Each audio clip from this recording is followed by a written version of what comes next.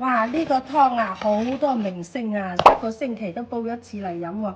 你堅持咁樣去飲佢啊，你就覺得你同童年人唔同晒㗎啦。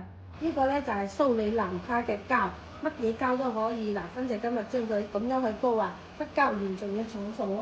隻腳啦，我就落咗幾粒排骨添。呢個咁靚嘅栗子，好啦，淮山、蓮子、沙參、玉竹、落兩個椰棗。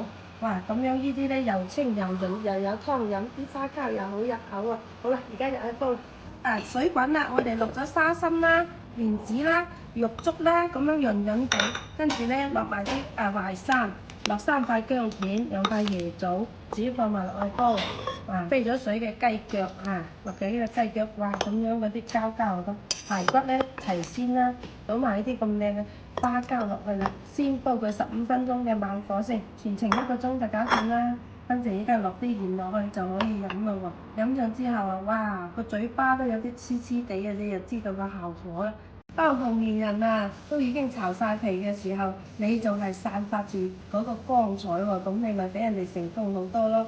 全部啲膠去晒嗰啲水度，仲要個口感好正啊！哇，雞腳片翻豉油又可以食咯喎，個花膠哇食完你就知道唔需要成日去買麵膜嘅。